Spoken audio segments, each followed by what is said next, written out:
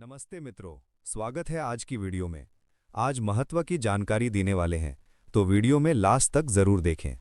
एक समय की बात है, जंगल में चाणक्य ने चंद्रगुप्त से कहा, चंद्रगुप्त, क्या तुम्हें पता है कि मूर्ख कौन होते हैं? वे लोग जो बिना सोचे समझे, बिना पूछे अपनी बातें दूसरों को बता देते हैं या बेवजह बहुत ज्यादा बोलते रहते हैं। ज्यादा बोलना इंसान को मुसीबतों में फंसा देता है। इससे वो अपने लिए अनजाने में ही परेशानियां खड़ी कर लेता है। चंद्रगुप्त ने उत्सुकता से पूछा, गुरुदेव, तो क्या मुझे बिल्कुल भी नहीं बोलना चाहिए? चाणक्य मुस्कुराए और बोले, नहीं चंद्रगुप्त, बोलना जरूरी है, लेकिन कब बोलना है, कहाँ बोलना है और कहाँ चुप रहना है, ये तुम्हें समझना होगा। आचार्य चाणक्य कहते हैं, जैसा कुआं बहुत बोलता है लेकिन उसकी काँव-काँव किसी को पसंद नहीं आती, वैसे ही एक बुद्धिमान व्यक्ति को सही समय और सही जगह पर ही बोलना चाहिए। कोयल भले ही कोए जैसी दिखती हो, लेकिन उसकी मधुर आवाज हर दिल को छू लेती है। ठीक उसी तरह हमें अपनी बातों को संयमित और मधुर रखना चाहिए। आज हम एक ऐसी कहानी और चाणक्य की 7 नीतियों के बारे में बात करेंगे जो हमें सिखाती हैं कि कुछ बातें गुप्त रखना ही बुद्धिमानी है।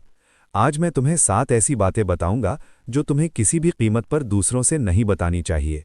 चाहे परिस्थिति कैसी भी हो, ये 7 बातें हमेशा गुप्त रखो, क्योंकि इन्हें जानकर कोई भी तुम्हारे जीवन का अंदाजा लगा सकता है।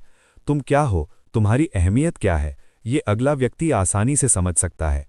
चंद्रगुप्त ने उत्साह से कहा, गुरुदेव, कृपया बताइए वो कौन कौन सी बातें हैं?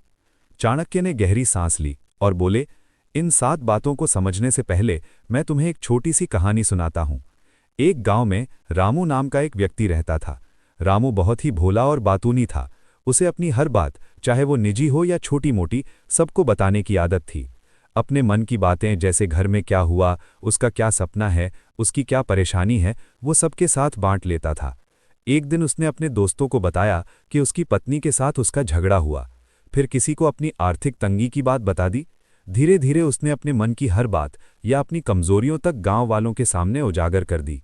शुरुआत में तो लोगों ने उसकी बातों को सुना, लेकिन जल्द ही गांव में हर कोई रामू की हर बात जान गया।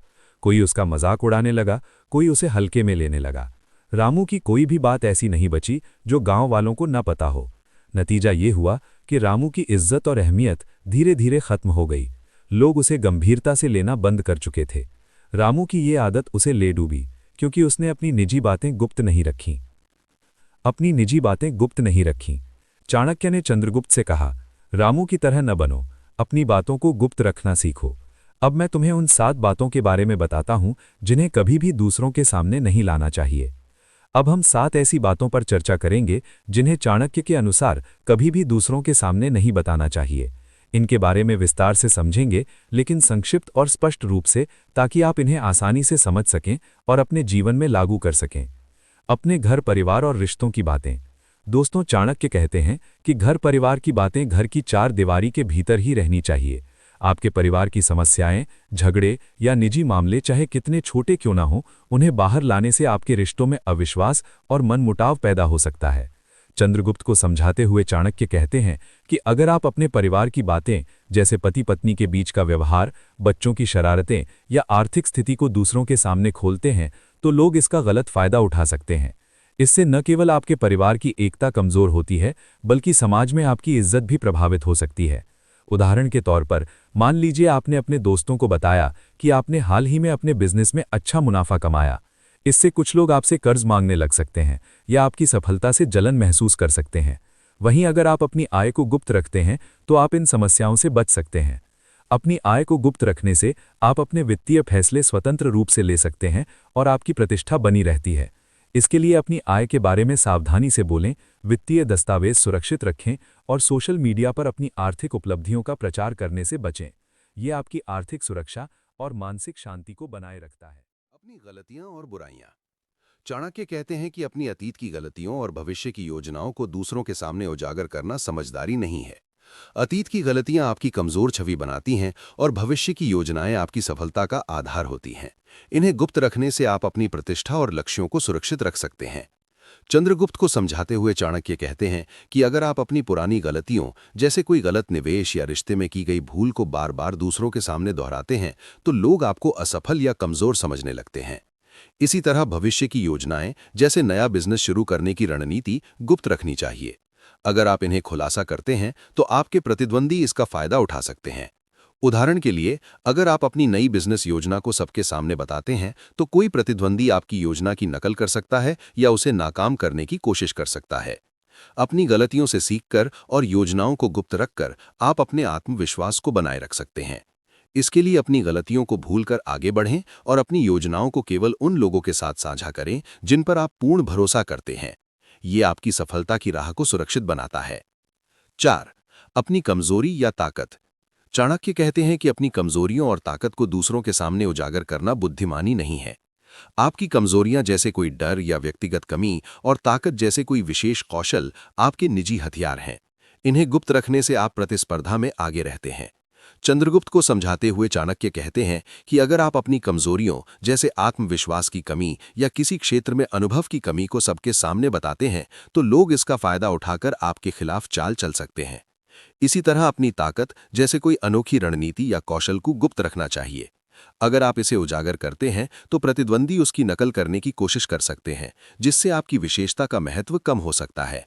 उदाहरण के लिए, अगर आप एक बिजनेसमैन हैं और आपकी मार्केटिंग रणनीति अनोखी है तो इसे खुलासा करने से आपके प्रतिद्वंदी इसका फायदा उठा सकते हैं। अपनी कमजोरियों और ताकत को गुप्त रखने से आपकी छवि मजबूत रहती है और आप अपने लक्ष्यों को सुरक्षित रूप से प्राप्त कर सकते हैं। इसके लिए सावधानी से बोलें और अपनी कमजोरियों को सुधारने के लिए आत्ममंथन करें, लेकिन इन्हें सार्वजनिक ना करें। अपने अपमान की बातें। चाणक्य कहते हैं कि अपने अपमान को दूसरों के सामने उजागर करना आपकी छवि को कमजोर करता है। अगर आपको कहीं अपमान का सामना करना पड़ता है तो उसे निजी रखें और उसका सही तरीके से सामना करें। चंद्रगुप्त को समझाते हुए चाणक्य कहते हैं कि अगर आप अपने अपमान की बात जैसे कार्यस्थल पर डांट या सामाजिक रूप से नीचा दिखाए जाने की घटना को दूसरों के सामने बताते हैं तो लोग आपकी कमजोर छवि बनाते हैं। वे आपकी सहानुभूति तो जता सकते हैं, लेकिन आपकी प्रतिष्ठा को नुकसान हो सकता है। उदाहरण के लिए, अगर आपके बॉस ने मीटिंग में आपकी गलती पर डांटा और आप इस बात को अपने सहकर्मियों के सामने बताते हैं तो वे आपको कमजोर समझ सकते हैं। इसके बजाय अगर आप इस अपमान को निजी रखते हैं और अपनी गलती को सुधारने पर ध्यान देते हैं तो आपकी छवि मजबूत रहती है। अपमान का सामना शांति और संयम से करें और इसे दूसरों के सामने प्रचारित करने से बचें। इससे आपका आत्मसम्मान और सामाजिक गरिमा बनी रहती है। 6. भावनाएं, मन की बातें। चाणक्य कहते हैं कि अपने मन की भावनाओं जैसे क्रोध, दुख या घृणा को दूसरों के सामने खुलकर व्यक्त करना बुद्धिमानी नहीं है। इससे आपकी मानसिक स्थिति कमजोर दिखती है। चंद्रगुप्त को समझाते हुए चाणक्य कहते हैं कि अगर आप अपने मन के गहरे दर्द, क्रोध या निराशा को सबके सामने जाहिर करते हैं तो लोग आपकी कमजोरी का अंदाजा लगा सकते हैं और आपकी छवि खराब कर सकते हैं। उदाहरण के लिए, अगर आप अपने किसी दोस्त के व्यवहार से दुखी हैं और इस दुख को सबके सामने बताते हैं तो लोग आपको भावनात्मक रूप से कमजोर समझ सकते हैं। इसके बजाय अपनी भावनाओं को नियंत्रित करें और उन्हें सही समय पर सही व्यक्ति के सामने व्यक्त करें। उदाहरण के लिए, अगर आपको गुस्सा आता है तो उसे तुरंत जाहिर करने के बजाय शांत होकर स्थिति को संभालें। अपनी भावनाओं को नियंत्रित करने के लिए ध्यान, आत्ममंथन या किसी विश्वसनीय व्यक्ति से बात करें। इससे आपकी मानसिक शक्ति बढ़ती है और लोग आपकी संयमित छवि का सम्मान करते हैं। अपनी भावनाओं को गुप्त रखकर आप अपने मानसिक संतुलन को बनाए रख सकते हैं। 7. दान पुण्य की बातें। चाणक्य कहते हैं कि दान और पुण्य का असली फल तभी मिलता है जब उसे गुप्त रखा जाए। दान का बखान करने से उसका महत्व कम हो जाता है। चंद्रगुप्त को समझाते हुए चाणक्य कहते हैं कि अगर आप अपने दान जैसे किसी गरीब को भोजन देना या मंदिर में दान देना का प्रचार करते हैं तो लोग इसे दिखावा समझ सकते हैं।